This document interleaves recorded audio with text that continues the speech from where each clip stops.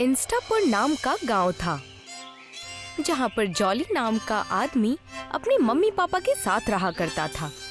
Jolly के साथ उसके दो दोस्त घूमा करते थे, सम्राट और जिग्नेश। एक दिन ऐसे ही वो लोग बाहर मिलते हैं। अरे जिग्नेश और जॉली, तुम्हें पता है मेरी जॉब लग गई है, और वो भी शहर की बड़ी कंपनी में। अब मैं बहुत पैसे कमाऊंगा। क्या बात कर रहे हो? मेरी भी शहर के अंदर एक जॉब लग गई है। तुम बताओ जॉली, तुम्हारा कैसे चल रहा है? तुम दोनों को तो पता ही है, मैंने बीच में ही मेरी पढ़ाई छोड़ी थी, इसीलिए मुझे अभी तक कोई जॉब नहीं मिल पाई है। अरे कोई बात नहीं जॉली, हर कोई चील की तरह उड़ नहीं सकता। कुछ लोग मुर्गी की तरह भी होते हैं, पंख तो हैं लेकिन सिर्फ जमीन पर ही फड़फड़ सकते हैं। जिग्नेश, तुम्हें किसी कमजोर इंसान का इस तरह से मजाक नहीं उड़ाना चाहिए। उसकी अम्मी कस्बे में चाय बेचती है, उससे उसका काम हो जाता है। जॉली, तुम इसकी बात का बुरा मत मानो। उन दोनों की बात सुनकर जॉली नाराज हो जाता है और वहाँ से चला जाता है और घर आ जाता है। घर पर उसकी माँ उससे कहती है, सम्राट और जिग्नेश की माँ बता रही थी कि उन दोनों की नई जॉब लग गई है और तुम इतने हताश होकर बाहर से क्यों आ रहे हो? कुछ नहीं अम्मी, मेरी दो दोस्तों की अच्छी कंपनी में जॉब लग गई है, लेकिन मुझे अब तक कोई काम नहीं मिला। अरे बेटा, मैं हूँ ना। अम्मी, आप ठीक तो है ना?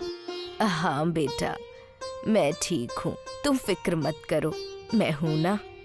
खूब मन लगाकर चाय बेचूंगी। जॉली की माँ खांसते खांसते बेहोश हो जाती हैं। जॉली गांव के डॉक्टर को घर बुला लेता है और वो जॉली की माँ का इलाज करती है। जॉली डॉक्टर से अपनी माँ की तबीयत के बारे में पूछता है। क्या हुआ मेरी अम्मी को? तुम्हारी माँ की तबीयत बहुत ज्यादा खराब है, इन्हें कोई काम करने मत देना, और जो दवाई मैंने इस पर्ची में लिखी है उसे हर दिन अपनी माँ को खिलाते रहना। डॉक्टर वहाँ से चली जाती है। जो दवाइयाँ डॉक्टर पर्ची पर लिखकर जाती है वो सारी शहरी दवाइयाँ होती हैं। ये दवाइयाँ तो बहुत महंगी है और मेरे पास तो पैसे भी नहीं है, लेकिन मुझे कुछ ना कुछ तो करना ही होगा। जॉली अपनी माँ की चाय की स्टॉल पर जाता है और चाय बेचने लगता है। चाय चाय, गर्मा गर्म चाय ले लो। जब जॉली चाय बेच रहा था तभी वहाँ पर से उसके दोस्त सम्राट और जिग्नेश गुजरते हैं और उससे कहते हैं, भाई ये क्या है? ये तो चाय बेचने लग गया है। कोई शर्म वगैरह नहीं आ रही है क्या? काश तू और मेहनत करता तो अच्छी जॉब तुझे मिल जाती। जॉली गुस्से में जिग्नेश को जवाब देता है, क्या मतलब है तुम्हारा मेहनत से? हाँ, चाय वाले मेहनत नहीं करते क्या? मेरी अम्मी बीमार है, पर फिर भी मैं क्या तुम लोगों से पैसे मांगने आया? नहीं आया ना? तू गुस्सा क्यों हो रहा है? बस हम ये बता रहे थे कि हम दोनों शहर जा रहे हैं। ठीक है जॉली, हम चलते हैं, तो यहाँ चाय बेच। दोनों एक बार फिर जॉली का मजाक उड़ाकर निकल जाते हैं। जॉली की चाय से बिल्कुल भी कमाई नहीं हो रही थी और उसके पास जरा भी पैसे नहीं थे कि वो उन दवाइयों को खरीद पाता। जॉली मायूस हो जाता है। तभी उसकी दुकान में एक बुजुर्ग वहां पर आते हैं, जो गले में सोने का हार और एक काला चश्मा पहने हुए थे। अरे बेटा, क्या हुआ? इतने परेशान क्यों हो? मुस्कुराओ, हंसो, एक पल में जियो, इस पल को जानो, और मुझे चाय पिला दो, लेकिन मेरे पास पैसे नहीं है।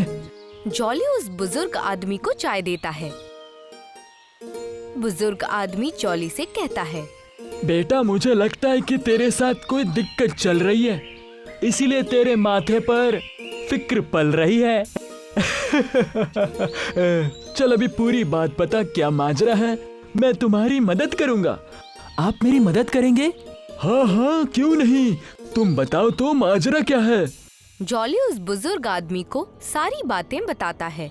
बुजुर्ग आदमी उसकी बात सुनकर उससे कहता है, तुम फिक्र मत करो, मैं तुम्हारी मदद करता हूँ। तुम्हारी अम्मी को कुछ नहीं होगा। अभी मैं अपने दोस्त को बुलाता हूँ। बुजुर्ग दोनों हाथ जोड़ता है और मंत्र पढ़ता है। अस्तला विस्तला, मेरी दोस्त गाय जहाँ कहीं भी हो, आ जाओ यहाँ विस्तला। तभी वहाँ पर अचानक से एक गाय आ जाती है। ये सब देखकर जॉली चौंक जाता है। बुजुर्ग आदमी गाय से कहता है, तुम अब से इस जॉली के साथ रहोगी और इसकी मदद करोगी, समझ में आई ना मेरी बात? ठीक है। क्या ये गाय यहाँ कैसे आई और ये बात कैसी कर रही है? गाइस, देखो मेरे जाने का वक्त हो गया है। इस गाय के दूध से अपने चाय को बनाया करना, और ये याद रखना कि गाय का दूध किसी रबड़ी से कम नहीं है। और अपने कपड़े पहनने का ढंग भी थोड़ा सा बदल लो, कोई नए तरीके के कपड़े पहनो। चलो अब मैं चलता हूँ। बुजुर्ग आदमी वहाँ से चला जाता है। जॉली गाय को अपने साथ घर ले जाता है और अगले दिन उसका दूध निकालकर अपनी दुकान में आकर चाय बनाने लगता है। तभी वो देखता है कि ये दूध दूध नहीं बल्कि रबड़ी है। जॉली कपड़े भी अलग पहनता है और अपनी दुकान पर जॉली की रबड़ी चाय लिख देता है। रबड़ी चाय ले लो, रबड़ी चाय, ऐसी चाय आप लोगों ने कभी नहीं पी होगी। तभी वहाँ से एक औरत गुजरते हुए रबड़ी चाय को सुन लेती है। ये रबड़ी चाय क्या है? अरे दीदी, ये जॉली की रबड़ी चाय है, एक बार पीकर तो देखिए। लाओ एक रबड़ी चाय पिलाओ, देखूं तो कैसी लगती है ये। जॉली चाय बनाकर उस औरत को देता है। औरत उस रबड़ी चाय को पीती है और कहती है, अरे इससे पहले मैंने इतनी अच्छी चाय कभी नहीं पी। ये तो काफी लजीज चाय है। जॉली भाई, एक रबड़ी चाय और देना। अभी देता हूँ। धीरे धीरे जॉली की चाय पूरे गांव में मशहूर हो जाती है। जॉली अपनी माँ का इलाज भी करवा देता है। जॉली गांव में सबसे ज्यादा रईस आदमी बन जाता है, सिर्फ और सिर्फ चाय बेचकर। और दूसरी ओर उसके दोस्त सम्राट और जिग्नेश जिस कंपनी में काम कर रहे थे, वो दोनों की कंपनी कंगाल हो जाती है। इस वजह से उन दोनों को नौकरी से निकाल दिया जाता है और वो दोनों लौटकर वापस गांव आ जाते हैं। गांव आते ही वो एक दूसरे से कहते हैं, यार मेरा तो बहुत बड़ा नुकसान हो गया है, अब हमें काम कौन देगा? इतनी मेहनत के बाद ये काम मिला था, सारी मेहनत पानी में चली गई। चल आजा, उस गरीब जॉली के पास चाय पीने चलते हैं, उसकी हालत देखकर थोड़ा हमें अच्छा तो लगेगा। सम्राट और जिग्नेश दोनों जॉली की दुकान पर चाय पीने जाते हैं। वहाँ पहुँचते ही वो देखते हैं जॉली की दुकान अब बड़ी हो चुकी है। दोनों हैरान रह जाते हैं और जॉली के पास जाकर कहते हैं, अरे जॉली, तेरी चाय की दुकान तो काफी बड़ी हो गई है यार। सच सच बता, कहाँ से इतने पैसे आए तेरे पास? ऐसे सवाल क्यों पूछ रहे हो? तुम्हें क्या लगता है, क्या चाय वाला चाय बेच बेच कर अमीर नहीं बन सकता है? ये सारे पैसे मैंने चाय बेचकर ही कमाई है। सम्राट और जिग्नेश के दिल में जॉली की दौलत शोहरत देखकर जलन होने लगती है। जॉली उन्हें रबड़ी चाय पिलाता है। दोनों ही रबड़ी चाय पीते हैं। तभी सम्राट जॉली से कहता है, जॉली, ये रबड़ी चाय मैंने कभी नहीं पी और मैं ये बहुत ही यकीन के साथ कह सकता हूँ कि इससे बेहतर चाय इस दुनिया में कहीं नहीं है। वाह, इसको पीने के बाद दिल को सुकून मिल गया। जॉली, हम तुम्हारे बहुत पुराने दोस्त हैं, जरा हमें तो बताओ कि तुम ये रबड़ी चाय बनाते कैसे हो? जॉली उन दोनों को जादुई गाय के बारे में बता देता है। सम्राट और जिग्नेश रबड़ी चाय पीकर घर चले जाते हैं और बीच में ही रुककर दोनों एक दूसरे से कहते हैं, सुनो सम्राट, ध्यान से, पता नहीं कभी हमें आगे जॉब मिलेगी या नहीं, इसीलिए हमें कुछ तो करना होगा। जैसे तुमने सुना कि उसके पास कोई जादुई गाय है, तो हमें उसके पास जाकर चुराना होगा। नेकी और पूछ पूछ, मेरे मन में भी यही ख्याल आ रहा था। मैं तो कभी इस बात को कभी हजम नहीं कर पाऊंगा कि 10वीं फेल हमसे आगे निकल जाए। जैसे ही रात होगी, हम उसकी गाय के तबेले में जाकर उसकी गाय को चुरा लेंगे। दोनों ही उस गाय को चुराने के लिए साजिश रचते हैं। रात हो जाती है और सम्राट और जिग्नेश दोनों ही जॉली के गाय तबेले में घुसते हैं, जहाँ पर वो जादुई गाय सो रही थी। देखो देखो, वो रही जादुई गाय जो रबड़ी जैसा ही दूध देती है। जिग्नेश आगे जाता है और गाय की बंधी रस्सी को उठाकर गाय को बाहर लेकर जाने लगता है। तभी गाय की नींद खुलती है और वो दोनों को देखकर कहती है, तुम दोनों की हिम्मत कैसे हुई मुझे चुराने की? दोनों हैरानी से देखते हैं।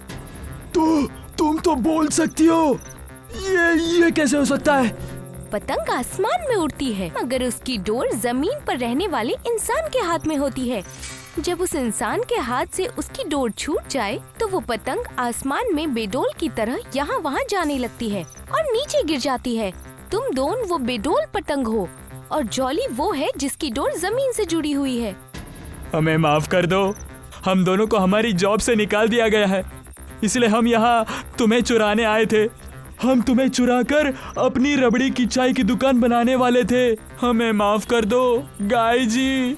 वो लोग जब बात कर रहे थे तभी पीछे से जॉली आ जाता है और उनसे कहता है, मैंने तुम दोनों की पूरी बात सुन ली है। अगर तुम्हें जॉब से निकाल दिया गया है तो ये बात तुम दोनों ने मुझे क्यों नहीं बताई? ध्यान से सुनो मेरी बात। चाहे दोस्त कितना भी बड़ा आदमी बन जाए, दोस्त दोस्त ही होता है, समझे सम्राट और जिग्नेश? हमें माफ कर दो जॉली कि हमने तुम्हें नीचा दिखाया। हमें माफ करो जॉली, हमारे पास कोई काम नहीं है, बस इतनी सी बात। चलो कल से तुम दोनों मेरी दुकान पर आ जाना। जॉली सम्राट और जिग्नेश को वहाँ पर काम पर रख लेता है और दोनों को उनकी शहरी कंपनी से दुगनी पगार देता है।